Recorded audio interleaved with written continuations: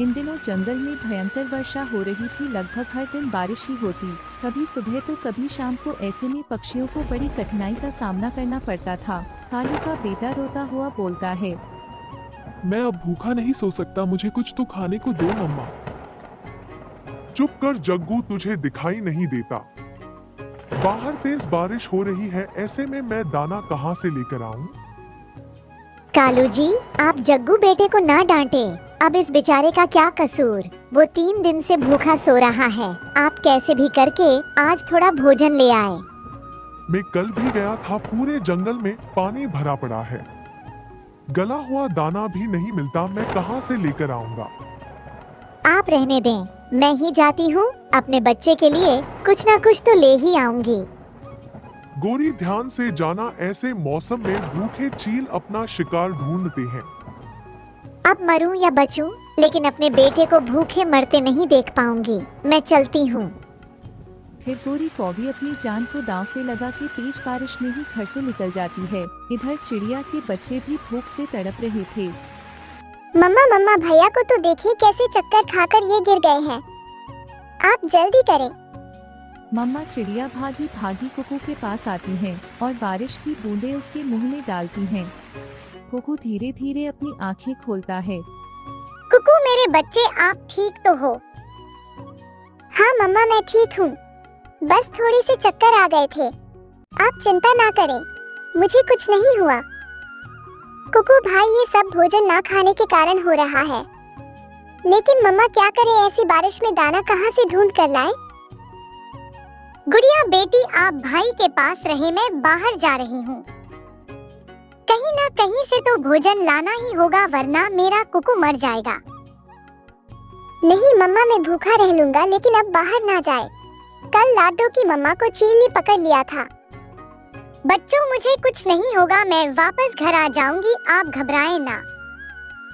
ऐसे बोलकर मम्मा चिड़िया भी भोजन की तलाश में घर से निकल जाती है। बाहर तेज बारिश हो रही थी, आसमान में काले काले बादल छाए हुए थे, उन्हें कुछ भी ठीक से दिखाई नहीं दे रहा था। ये डंडा एक काम करती हूँ, इसे अपने पास रख लेती हूँ। अगर चील मुझे मिल भी गई तो उसकी इसी से पिटाई करूँगी। फिर गौरी कौवी उस डंडे को अपने कंधे पर रख के आगे की तरफ निकल जाती है। भूखा चील पत्तेदार पेड़ में छुपा बैठा था, उसकी नजर रानू चिड़िया पर जाती है। आ गया शिकार आ गया, आज इस छोटी चिड़िया को पकड़ के ले जाऊंगा। मेरी पत्नी इसका मांस खा के बहुत खुश होगी। चील चौकन्ना हो जाता है। भोली चिड़िया को क्या पता था, वो उसी पेड़ के बिल्कुल पास से जाती है। तभी चील एकदम से चिड़िया को दबोच लेता है। इतनी भी छोटी नहीं है ये चिड़िया, इससे तो हम दोनों का पेट भर जाएगा। मुझे छोड़ दो, भगवान के लिए मुझे जाने दो, मेरे बच्चे भूखे हैं। चुप, एकदम चुप, अगर मैंने तुझे छोड़ दिया तो मैं भूखा मर जाऊंगा। तू तो आज मर के ही रहेगी। वो चील चिड़िया से ऐसे बोलता है, तभी गोरी कौवी उसे देख लेती है। अरे बाप रे, छोटी चिड़िया को बचाना होगा, वो भी अपने बच्चों के लिए दाना लेने आई होगी। फिर गोरी कभी बिना कुछ सोचे समझे उस चील पर हमला करती है। वो उसे मार मार के बेहोश कर देती है। चिड़िया तुम ठीक तो हो ना? कोई खरोच तो नहीं आई? गोरी बहन, मैं ठीक हूँ। अगर आज तुम समय पर ना आती तो वो चील मुझे मार देता। कैसे तुम्हारा धन्यवाद करूँ? आज तुमने अपनी जान पर खेलकर मुझे बचाया है। बस करो, इतनी भी निर्दयी नहीं हूँ मैं जो तुम्हें ना बचाती। और वैसे भी मैं कितनी शैतानी करती हूँ, तुम उसके बावजूद भी हमेशा हमारी मदद करती हो। वो तो है, लेकिन आज मैं बेबस हूँ। मेरे बच्चे भूखे हैं, उनके लिए भोजन लेने आई हूँ। मेरा जग्गू भी पिछले 3 दिनों से भूखा है। ऊपर से ये बारिश, पूरे जंगल के पक्षी परेशान हैं। ऐसे फिर वो दोनों भोजन की खोज साथ साथ करती है। वो दोनों उड़ते उड़ते काफी दूर आ जाती है। बारिश भी रुक जाती है। चिड़िया, इतनी देर से उड़ उड़ के मेरे पंख भी दुखने लगे, और कितनी दूर जाना पड़ेगा। गोरी कौवी ऐसे बोलकर रुक जाती है। वो जहाँ पर रुकती है वह बांसों का झुंड था। गोरी एकदम से बोलती है, चिड़िया बहन ये देखें, बड़े बांस के झुंड के पास कुछ नए बांस उगे हैं, इन्हें हम खा सकते हैं। गौरी ये क्या बोल रही हो भला? बांस भी कोई खाने की चीज है? अरे हाँ हाँ तुम हटो। बचपन में मैं जब छोटी थी मेरी माँ ये बांस खाया करती थी और हमें भी खिलाती थी। ये खाने वाले बांस हैं। फिर गोरी कौवी जल्दी से 2-3 बांस तोड़ लेती है। चिड़िया भी उसके साथ 2-4 बांस तोड़ लेती है और वो दोनों अपने जंगल आ जाती है। गोरी कौवी बांस के छोटे छोटे टुकड़े करती है और चिड़िया को खिलाती है। लो जग्गू बेटे, तुम भी ये खाओ, इसका स्वाद बाकी चीजों से हटके है। चिड़िया तुम भी लो। पता नहीं गौरी तुम अब क्या क्या खिलाओगी, मैं देखती हूँ खाकर। फिर रानो चिड़िया भी एक बांस का टुकड़ा खा लेती हैं। उसे वो बहुत स्वादिष्ट लगता है। गौरी तुमने तो सही कहा, ये बांस खाने में तो बहुत स्वादिष्ट है। इसका स्वाद भी अच्छा है, हम इसे खा सकते हैं। चिड़िया बांस लेकर अपने घर आती है और दोनों बच्चों को खिला देती है। अब बच्चों का पेट भर गया था। मम्मा पहली बार मैं ये बांस खा रहा हूँ, इनका स्वाद भी अच्छा है। मम्मा मैंने क्या सोचा है, आप जैसे हमारे लिए गर्म गर्म खिचड़ी बनाती हो, अगर कुछ इन कच्चे बांसों से भी बना दे तो ये खाने में बहुत स्वादिष्ट लगेंगे। गुड़िया बेटा आपने एकदम सही पहचाना, मैं अभी ऐसा कुछ करती हूँ। मैं इन्हें एक अच्छा व्यंजन बनाऊंगी। फिर चिड़िया अगले दिन अपनी कढ़ाई चूल्हे पर चढ़ा देती है। फिर काफी देर सोच विचार करने के बाद बांस के पकौड़े तल देती हैं। मम्मा ये तो बहुत स्वादिष्ट है, मुझे बांस के पकोड़े और दो, मैं और खाऊंगा। चिड़िया ढेर सारे बांस के पकौड़े बनाती है और कुछ पकौड़े गोरी कौवी के लिए भी ले जाती हैं। उनको भी पकौड़े बहुत स्वादिष्ट लगते हैं। अरे वो चिड़िया बहन, आपने तो बांस के पकौड़े ही बना डाले। ये इस मौसम में बहुत टेस्टी हैं। पेट भर गया इन्हें खा के। गोरी मेरे पास कढ़ाई है, क्यों ना और बांस लाकर जंगल के बाकी पक्षियों को भी बांस के पकोड़े खिलाए जाएं। जैसे हमारे बच्चे भूखे थे, ना जाने कितने पक्षियों के बच्चे भूखे होंगे। ठीक कहा चिड़िया, मैं भी तुम दोनों के साथ जाऊंगा। बांस लेने ऐसे में दूसरे पक्षियों की मदद करना बहुत अच्छी बात है। ऐसे बातें कर वो तीनों बांस के जंगल चले जाते हैं और काफी सारे बांस लाते हैं। चिड़िया अपने घर में बांस के पकौड़े बनाती है और कालू गोरी घर के बाहर भूखे पक्षियों को पकौड़े बांटते हैं। दे दो मुझे, और दे दो, मेरी पत्नी और बच्चा बहुत भूखे हैं। हाँ मिट्टू तोते क्यों नहीं, ये लो पूरे 3 प्लेट पकौड़े ले जाऊं और पेट भर के खिलाओ अपनी पत्नी और बच्चों को। सुंदर वन जंगल की है। टोनी चिड़िया रानो चिड़िया के पास दानों का आटा पिसवाने के लिए गई हुई थी कि तेज बारिश शुरू हो जाती है। टोनी बहन अभी आप थोड़ी देर रुक जाओ, बारिश बहुत तेज है। ऐसी बारिश में आपका आटा भीग जाएगा। रानो बहन मेरे बच्चे अकेले हैं, मुझे अपने बच्चों की बहुत चिंता हो रही है। फिर आप ऐसा करो, ये छाता ले जाओ, ये छाता तुम्हें भीगने से बचाएगा। फिर चिड़िया रानो चिड़िया से छाता लेती है और अपना आटे वाला थैला उठाकर वहाँ से उड़ती है। कुकू भाइया खिड़की से दूर हो जाओ, तुम भीग जाओगी। हवा से बारिश का पानी घर के अंदर आ रहा है। गुड़िया बहन मैं मम्मा को देख रहा हूँ, मम्मा अभी तक नहीं आई। बारिश बहुत तेज है, मम्मा कैसे आएंगी ऐसे बारिश में? मम्मा ने मुझे बताया था कि उन्हें देर हो जाएगी। आप यहाँ आकर बैठ जाए। दोनों बच्चे अपनी माँ को लेकर बहुत चिंतित थे। तभी उनकी माँ आ जाती है। बहुत ठंड बढ़ गई है, हवा भी बहुत तेज है। कुकू बेटा आपके पंख कैसे गिले हुए? माँ खिड़की में बैठकर आपको देख रहा था, मैंने इसे मना भी किया था। जाओ बेटा कुकू टॉवल लेकर अपने पंख साफ कर लो। मम्मा बन गया आटा दानों से। हाँ बेटा आटा तो बन गया है।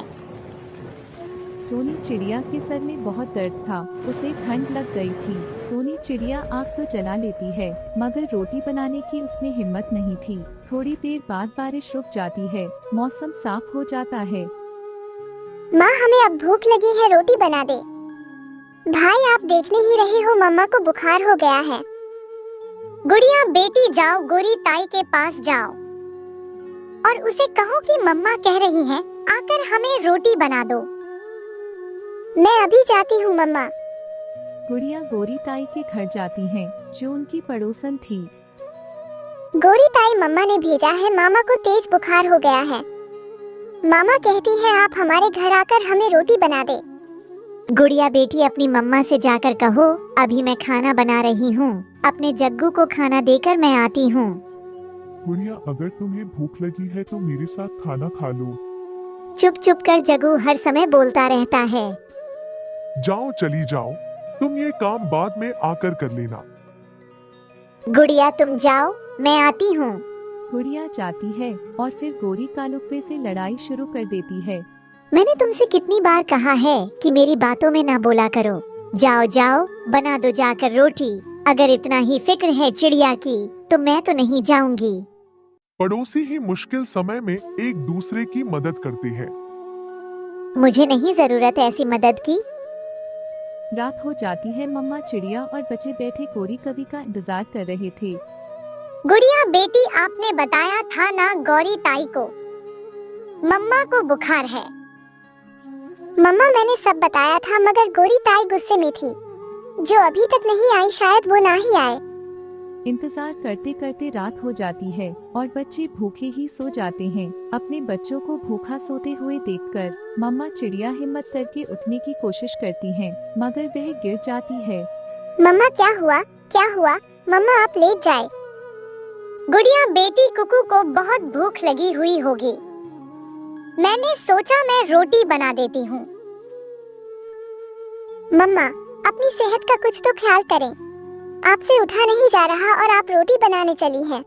आप लेट जाए, कल सुबह देखेंगे। फिर वो दोनों सो जाते हैं। सुबह हो जाती है और मम्मा चिड़िया गुड़िया को कबूतरी को बुलवाने भेजती है। अंकल अंकल कबूतर आंटी कहाँ है? उन्हें मम्मा बुला रही है। गुड़िया बेटी, आपकी आंटी और कीकी तो उसकी नानी के पास गए हुए हैं, वो कल आएंगे। अच्छा मैं अभी जाकर मम्मा को बताती हूँ। गुड़िया वापस घर जाती है। मम्मा लूसी आंटी तो घर पर नहीं है, वो कीकी के साथ उसकी नानी के पास गई हुई है। मम्मा मम्मा ऐसे हमें रोटी बनाकर नहीं देगा, क्यों ना मैं और गुड़िया जाकर मौसी को बुला लाए, हमारी मौसी तो हमें रोटी बनाकर दे ही देंगी। गुड़िया बेटी कुकू ठीक ही कह रहा है, क्या आपको मौसी के घर का पता है? हाँ मम्मा मैं अभी 2 महीने पहले ही तो आपके साथ गई थी। तो फिर जाओ गुड़िया बेटी, आप अपनी मौसी को ही बुला लाओ। मैं भी जाऊंगा, मौसी को बुलवाने की बात मैंने बताई थी, मैं भी जाऊंगा। अच्छा जाओ बेटा, आप भी चले जाओ। फिर गुड़िया और कुक्कू अपनी मौसी को बुलवाने घर से निकलते हैं। वो दोनों बहन भाई उड़ते उड़ते अपना जंगल छोड़कर दूसरे जंगल पहुंच जाते हैं, जहां आकर गुड़िया और कुक्कू दिशा भूल जाते हैं। कुकू भाई यहाँ से इधर जाना है या उधर? मुझे तो कुछ समझ नहीं आ रहा। शायद उस दिशा में जाना है, वो बड़े बड़े पेड़ दिख रहे हैं ना, उनकी दूसरी तरफ जाना है हमें। वो फिर से उड़ते हैं। वो उड़ते उड़ते दूर निकल जाते हैं, मगर अभी तक वो गलत दिशा में ही थे। उन्हें वहाँ एक पेड़ पर लूसी कबूतरी और कीकी बैठे हुए दिख जाते हैं। गुड़िया और कुकू बेटा आप अकेले यहाँ इस जंगल में कैसे? कुकू क्या आप अपनी मौसी के पास जा रहे हो? हाँ आंटी, मगर हमें मौसी का घर मिल ही नहीं रहा, हम कब से यहाँ घूम रहे हैं। बेटा आपकी मम्मा परेशान होंगी, आप अकेले क्यों आ गए? आंटी मम्मा को कल रात से तेज बुखार है। आंटी गोरी ताई ने भी हमें रोटी नहीं बना कर दी।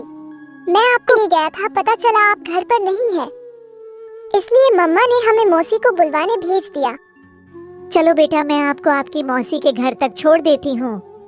फिर लूसी कबूतरी दोनों बच्चों को उनकी मौसी के घर छोड़ देती है और खुद अपने बेटे के साथ अपने जंगल वापस चली जाती है। उनकी मौसी तो बच्चों को अकेला देखकर डर जाती है। बच्चों आप अकेले, आपकी मम्मा कहाँ है? मौसी पता है मम्मा को तेज बुखार है, मम्मा खाना भी नहीं बना पाई, हम कल से भूखे हैं। मेरे बच्चे क्यों भूख रहेंगे? मैं हूँ ना आपकी माँ की बहन, आपकी मौसी। फिर कुकू और गुड़िया की मौसी उनके लिए रोटी बनाती है। दोनों बच्चे जी भर के खाना खाते हैं। आप दोनों थोड़ी देर बाहर खेल लो, मैं आपकी मम्मा के लिए खिचड़ी बना लेती हूँ। उसे बुखार है, वो खिचड़ी खा लेगी। कुकू और गुड़िया थोड़ी देर खेलते हैं और उनकी मौसी खिचड़ी बना लेती हैं। फिर वो सब वहाँ से उड़ते हैं। शाम हो रही थी जब वो तीनों वापस पहुँच जाते हैं। क्या हुआ, मेरी बहन को बुखार हो गया? बारिश में उड़ती रही होगी इसलिए बुखार हुआ है। हाँ बहन, मैं आटा पिसवाने गई हुई थी, बारिश शुरू हो गई। अच्छा अब उठो, उठकर ये खिचड़ी खा लो। बहन पहले बच्चों को रोटी बना दे। मम्मा हम दोनों ने रोटी खा ली है, मौसी ने हमें दो दो रोटियां बना दी थी। फिर उनकी मम्मा खिचड़ी खा लेती है और उनकी मौसी उनके पास ही रहती है जब तक उनकी मम्मा ठीक नहीं हो जाती। फिर अपने होते हैं ऐसे कुक और गुड़िया की मौसी उनका ख्याल रखती हैं।